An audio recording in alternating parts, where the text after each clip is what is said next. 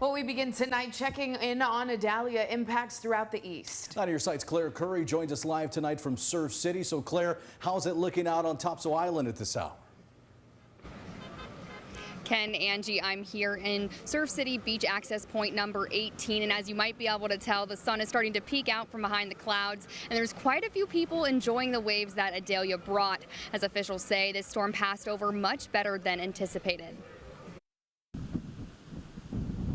Emergency Services says there were quite a few road closures due to flooding and downed trees throughout Jacksonville that are opening up to the public, as well as some roads in North Topsail, Surf City, and Swansboro.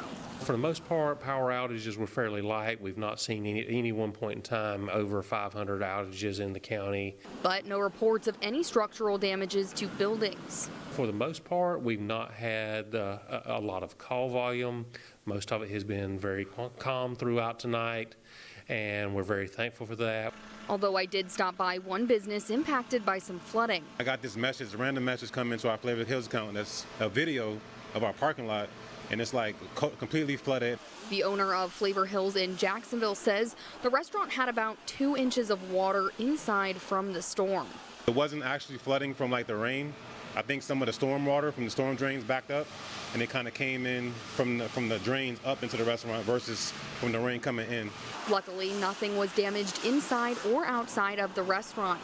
They've been working to get their dining area and kitchen cleaned up so they can still open up for dinner.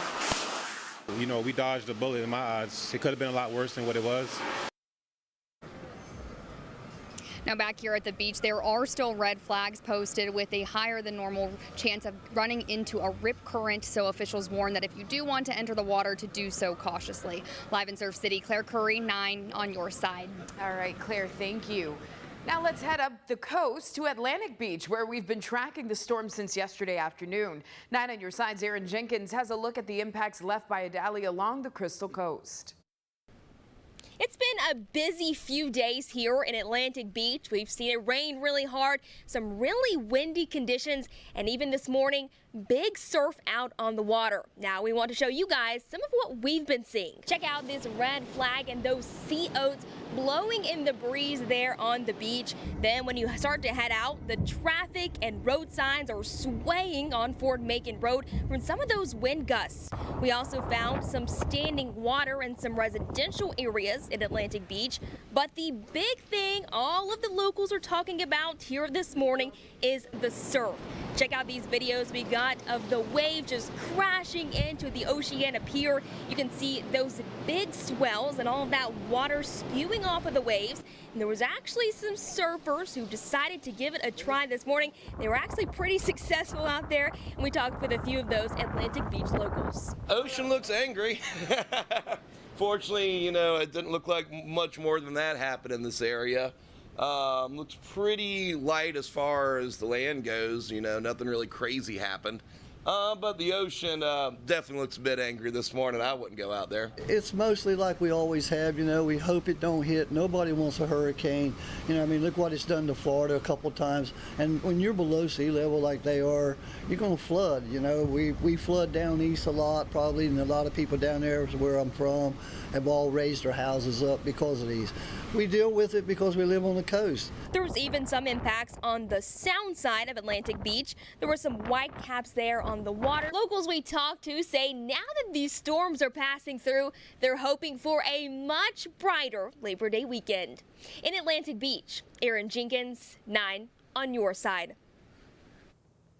And continuing up the coast now to the Outer Banks, Idalia brought heavy rain and high winds early this morning. There were spots of heavier flooding in places like Frisco and Hatteras Village. We caught up with some vacationers taking in the last bit of summer. They say the wind was their biggest concern. It's windier than I would have expected. Of course, lots and lots of rain. Houses moving around a little bit, but you know, the only thing we worried about really was 12 washing over, because we really don't want to be stuck here past Saturday. Most places were closed today along the Outer Banks, so vacationers like the ones we talked to say they were finding things to do inside of the house. Staying along the Outer Banks now, take a look at these pictures of crews working to clear NC Highway 12 this afternoon. You see the dunes and sand washed over the road during Idalia overnight. The road did not close, but NCDOT officials urge you to only drive on it if you absolutely have to. If you do drive on Highway 12 when crews are working, slow down and give them room to work. And when we look at road conditions across the east tonight, the most problem areas are in Duplin County. Several roads there closed because of high water from the storm.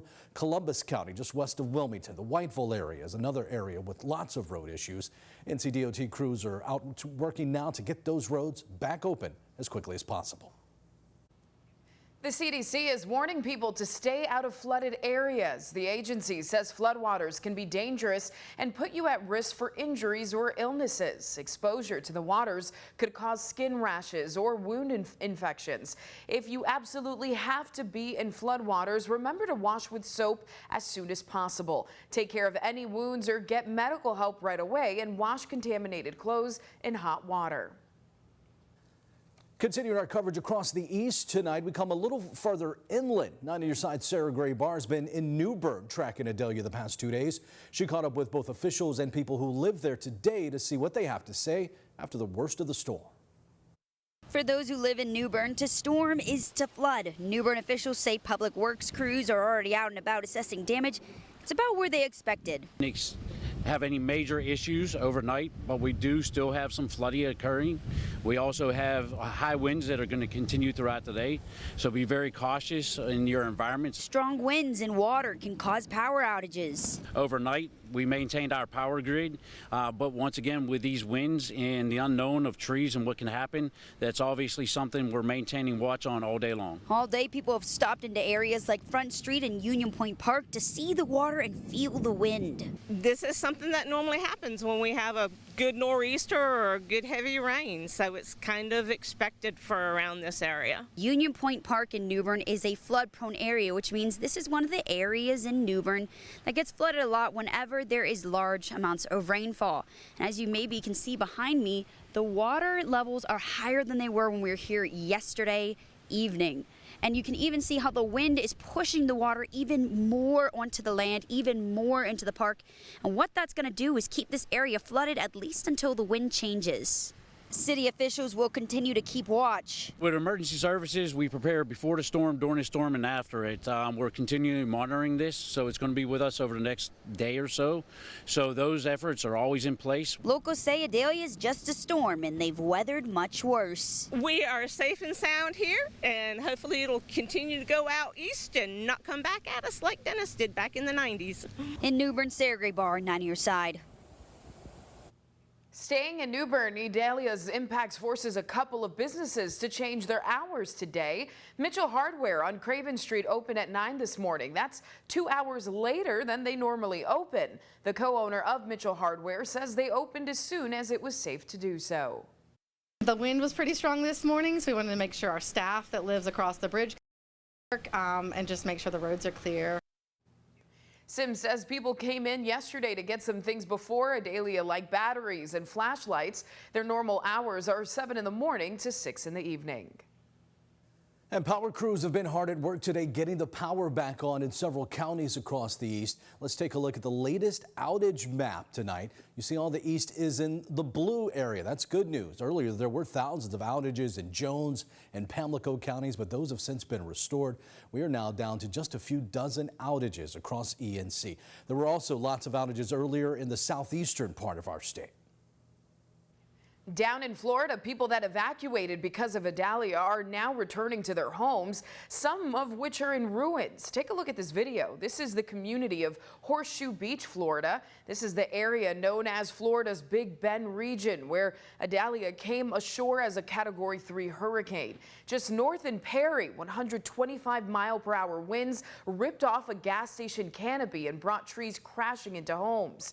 Storm surge also causing significant damage across the Sunshine State. Officials say they will rebuild. So I know it's not easy now, and I know it's going to be a lot of work, but we will get everyone back on their feet. President Joe Biden says states impacted by Idalia will get whatever they may need from the federal government.